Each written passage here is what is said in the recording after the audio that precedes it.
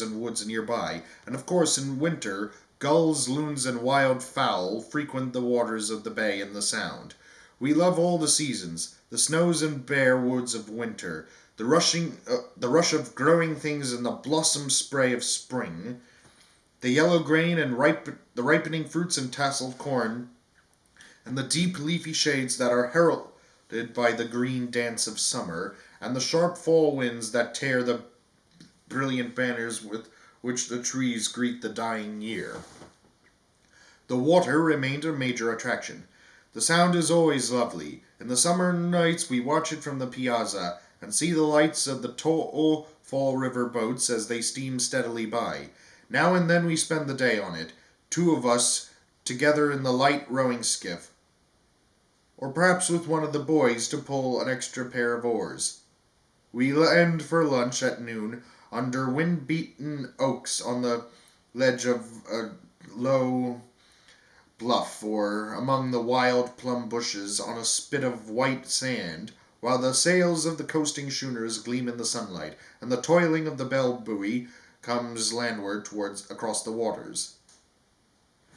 And Roosevelt listed our most cherished possessions: a Remington bronze, the Bronco Buster, given me by men when the regiment was mustered out, and a big Tiffany silver vase given to Mrs. Roosevelt by the enlisted men of the battleship USS Louisiana after we returned from a cruise on that vessel to Panama. There are various bronzes in the house. St. Garden's Puritan, a token from my staff officers when I was governor. Proctor's Cougar, the gift of the tennis cabinet, a group that started out by playing the sport with the president, but then expanded to what Roosevelt called rough cross-country walks.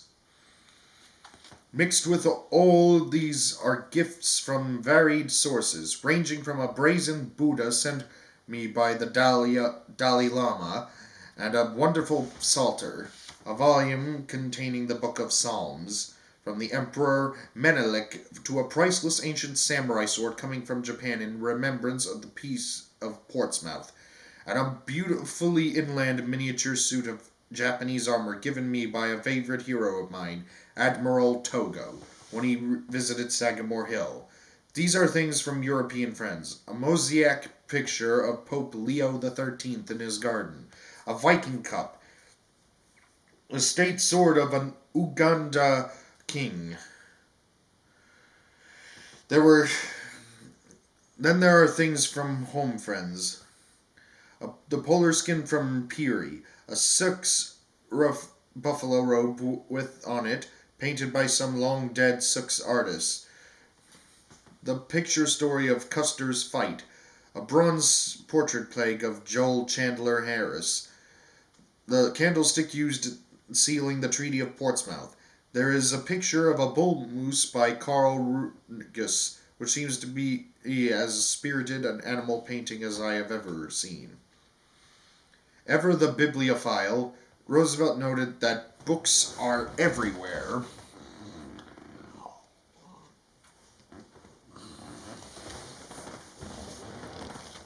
Since Sagamore Hill was still an active farm, Edith conferred daily with the superintendent about the production of eggs and other matters. Some assumed the property was a financial, profitable agricultural venture, but T.R. wrote in 1918, "We try to make the place partially, sometimes very partially, self-supporting. We raise vegetables, fruits, chickens, eggs, milk, and pork for our own house, and hay and corn for the cows and horses. We sometimes sell hay, corn, potatoes, or apples." While T.R. enjoyed a great many things about his post-presidential life at Sagamore Hill, he did not stop thinking about politics. Since Taft had replaced him, Roosevelt felt increasingly that the president was riding with the conservatives in the GOP and repudiating T.R.'s progressive legacy. In 1912, the colonel broke openly with his successor. With Republican regulars sure to renominate Taft, a movement was growing for a third party, with Roosevelt as at its head. In July, T.R. convened a family conference at Sagamore Hill. He wanted to run, but knew that creating a split in the party would have repercussions for the family, especially Alice, as the wife of a Republican congressman. Edith, Ethel, Kermit, Archie, and Quentin were unanimous in supporting a campaign. My public career will probably come to a close on Election Day, TR predicted to E.A. Van Valkenburg, publisher of the Philadelphia's North American, when he visited the House the next day. But I've got to make the fight. If I don't run, everything I've stood for and everything I tried to advance politically will be lost. The new Progressive Party, nicknamed the Bull Moose Party, after TR said he felt as healthy as that animal, nominated Roosevelt at its convention in Chicago with TR and Edith in attendance. While the party headquarters was in Manhattan, there were numerous strategy sessions at Sagamore Hill.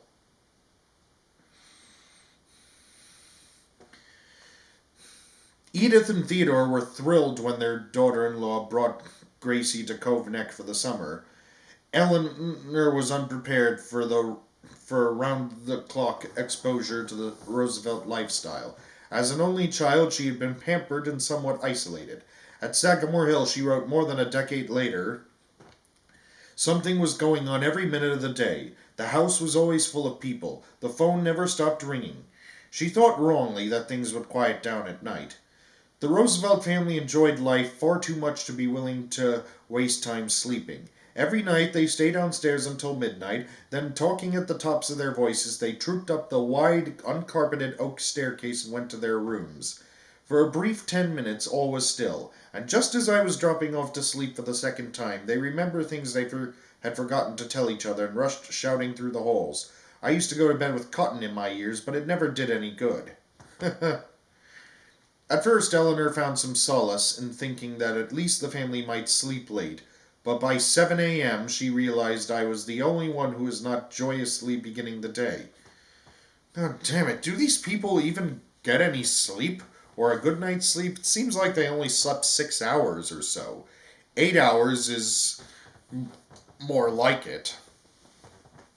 And I remember reading that of all the people who came to stay overnight at Sagamore Hill, there was one who didn't enjoy the experience. Henry Cabot Lodge, TR's political friend. He complained that the Roosevelts stayed up too late, talked too loud, and got up too early in the morning. And what I just read about Eleanor's experience, that confirms it.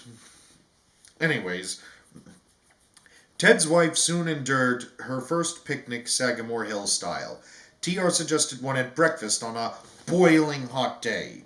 His daughter-in-law responded enthusiastically, imagining a variety of delectable foods eaten in the shade. The reality turned out to be far different.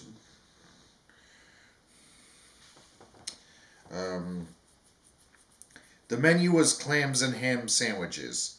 Ack! Anyway, the group marched down through the woods and down to the beach at a pace that left Eleanor breathless, braved a cloud of mosquitoes, and then took their place in 5 rowboats. Under the blazing sun we rowed and rowed. There was not a vestige of breeze. Some 2 hours later we landed on a beach precisely like the one from which we had started. There was not the least shade. Roosevelt offered her the first cooked clam. At first, although gritty with sand, it was delicious, but that soon wore off and it became like a piece of old rubber hose. Ugh. By the end of the summer, Eleanor had learned to sleep under all circumstances and was 26 pounds lighter from all the exercise. That probably made her anorexic. If everybody had that kind of lifestyle, people would be a lot thinner. Anyways.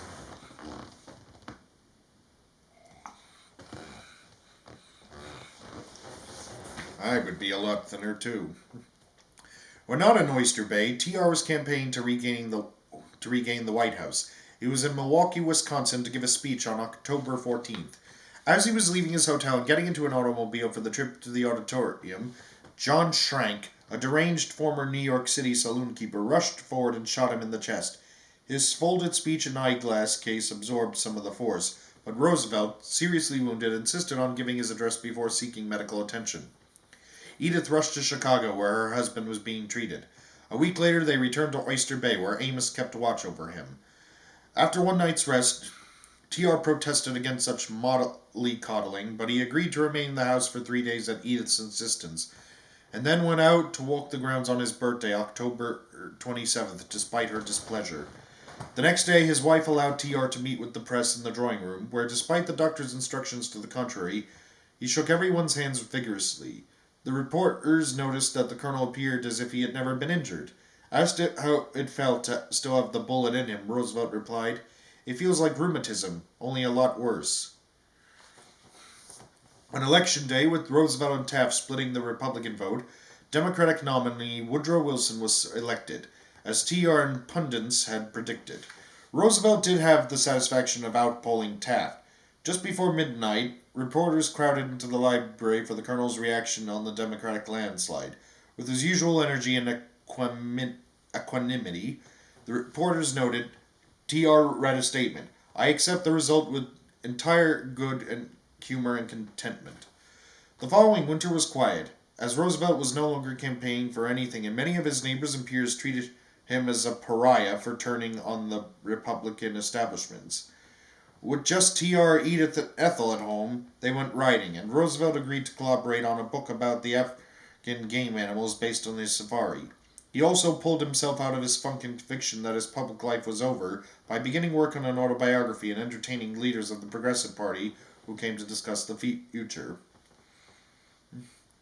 Theodore and Edith were soon to have the house to themselves. Ethel informed her parents in February 1913 that she was going to marry Dr. Richard Derby as a very long courtship. After a very long courtship. The couple was married in April at Christ Church in Oyster Bay, the family's episcopal place of worship for a quarter century. The wedding breakfast was served in the dining room, north room, and on the piazza, with T.R. and Edith entertaining their special friends in the drawing room. The newlyweds ran out the front door, threw handfuls of rice and embarked the next day on a steamer to Europe for their honeymoon. After finishing his autobiography in 1914, T.R. came up with an adventure that would take his mind off politics and allow him his last chance to be a boy. But there would be a steep price for being co-commander of an 800-mile expedition to map the River of Doubt, an Amazon